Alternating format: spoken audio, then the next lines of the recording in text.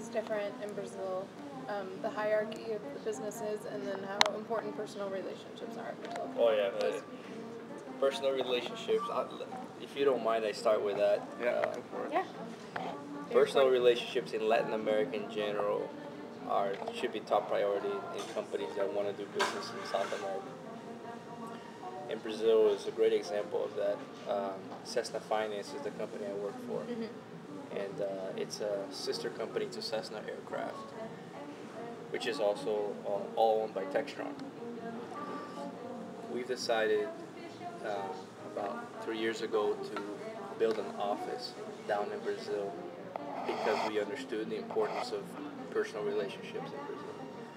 So we did that, and we've been very successful ever since because customers there value that. You know, they value being close, you being closer to them. We've been there for three and a half years more or less. We have an office of 4 people there.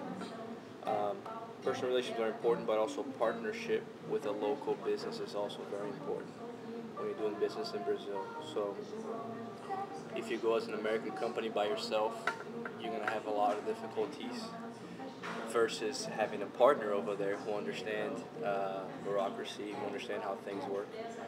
And we have had that partner down in Brazil who has opened doors for us. So that's also very important. So 2 things there, personal relationships and partnership.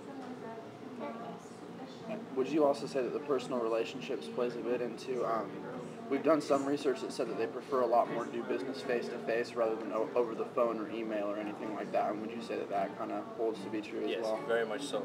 Before we had that office, we had a sales director that was, his main responsibility was just Brazil. And he made trips once a month at least to Brazil in order to, the customers, they won't trust, there's certain levels of trust, and they'll trust you a lot more if they meet you. And again, it goes back to relationship. When you sit down on the table with a Brazilian customer or a prospect, you will start talking about many things other than business before you get into business. And that sometimes it's hard for Americans to understand because here everything is just business. So when you come, a lot of the businesses are done over meals. A lot of the meetings are done over lunch or dinner or even happy hours. That way you get to know the other person. Okay, how's your family doing? You know, that kind of stuff comes before do we have a deal or not. And if you come with that approach of do we have a deal or not, you know, the customer will close to you. It'll be difficult for you to, understand what the needs are and how you can meet their needs if you just are interested in just the business. Are there any other kind of key business practices that you would say that people looking to do business in Brazil should be aware of? Just any kind of really big ones? Key business practices, I'd say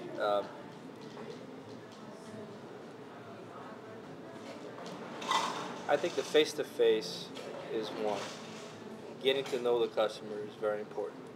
Being in Brazil is very important too. In our industry, for example, we're in financing of airplanes, right? So you go ahead and you finance an airplane in Brazil. The owner of the airplane is the U.S. company, is us. But the asset, the airplane, is not with us. It's flying in Brazil. So if you're face-to-face and you build a relationship, it's a lot easier for the customer to pay you, even in hard times. There's a list of people that you pay first, right? You have a bunch of people wanting you to pay them. We want to be in that first list of people to get paid. And if they know you, if they've met you, they'll think more kindly about paying you first. So that's kind of where my industry fits with the Brazilian culture, is getting to know the customers, being top of mind. Also top of mind of when they're coming back to finance a second aircraft or third aircraft. Are they going to do it with us or versus a local bank, for example? If you're there and you've met the customer, they'll most likely continue doing business with you. It's important to understand how to greet, or you say hello. a few words in Portuguese kind of opens the door a little bit for you to come in. You know, usually you get a smile when you show a little bit of effort, that you know a little bit about the language or a little bit about the culture. Brazilians are very passionate about soccer. If you do a little bit of research, for example, say a lot of business is done in São Paulo. São Paulo is the finance capital of South America. It's got 20 million people, more or less. Population is very big. There are 4 or 5 major soccer teams in São Paulo.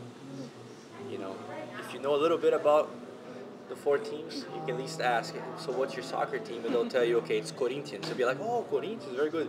That's where Ronaldo plays. You know, you guys heard of Ronaldo, right? The soccer player. Well, he's playing for Corinthians now, so that would be something for you to know. And you know, the guy would automatically, you'd click. I guarantee you'd click right there.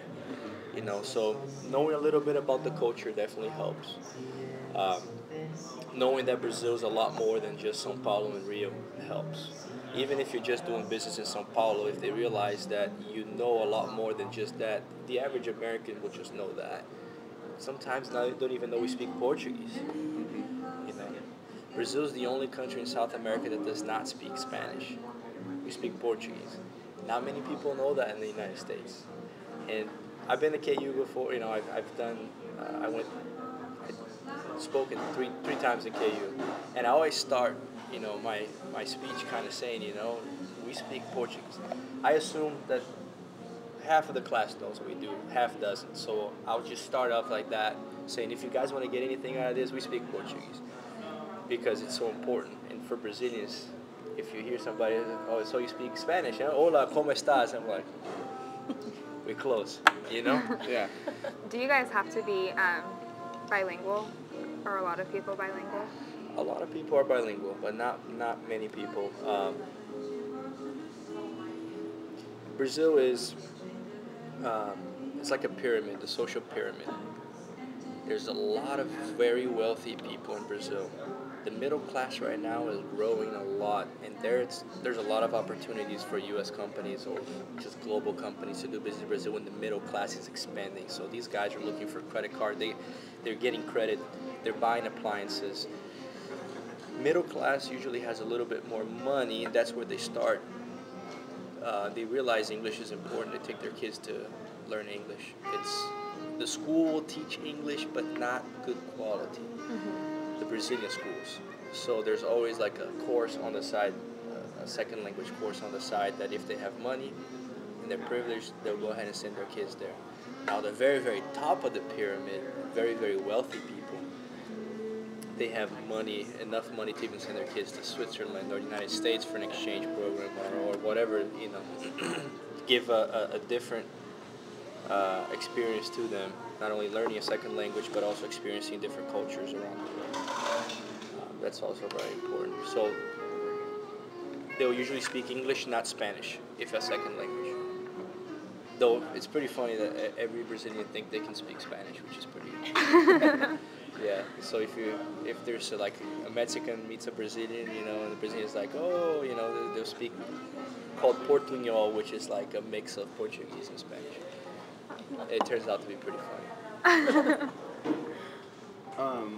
What industries would you say have the most opportunity for growth in the next 5 to 10 years, or even kind of beyond that? Oh, if you think of what's going on in Brazil right now, there's a lot of growth even before what's going to happen. 2014 World Cup, 2016 Olympics. That's 2 years apart, and they already started growing. So you think about, you know, the amount of people, the traffic they're going to have over there, people, tourists coming in. So tourism is a huge industry. There's a lot of, so tourism is huge. I'd say also with the expanding of the middle class, credit. So Visa, MasterCard, you know, or any international bank that wants to give microloans or whatever they want, just increase the credit for the middle class. There's a lot of potential there. Construction, very big, also with the Olympics and the World Cup. Brazil is I don't know if they're the largest second largest orange exporter of orange. Number one is the U.S. I don't know if you guys knew that or not. Yeah. Beef, okay? The largest company in the world for beef. It's called JBS, and they have a capacity to kill 53,000 cattle a day. Wow. They just bought Pilgrim's Pride here in the United States and going into chicken and other stuff, pork. JBS, very, very big. I think even bigger than Cargill. So beef. I won't say beer. I won't say that, but just an interesting fact there. Brazil has great beer. I think about 10 years ago, 4 different major beer manufacturers got together in a conglomerate, and they started this company called Ambev. Ambev, AMBEV, then decided to merge with Innerhouse Brewer, I think that's what it's called. It's a one in Belgium. So it became InBev, the largest beer company in the world. And then what happened about a year and a half or 2 years ago? Do you know who they bought? Anheuser-Busch. I was gonna say it's gonna be big. So they bought Anheuser-Busch. Now the name of the company is Anheuser-Busch InBev, or Anheuser InBev, something like that. So what did they do? They bought the largest beer company in the United States with the best distribution system there is, and now they're distributing international beer in the United States through that distribution. So very, very smart move. Not so good for the St. Louis employees. They're not very happy. They fired a lot of people. They changed a lot of things in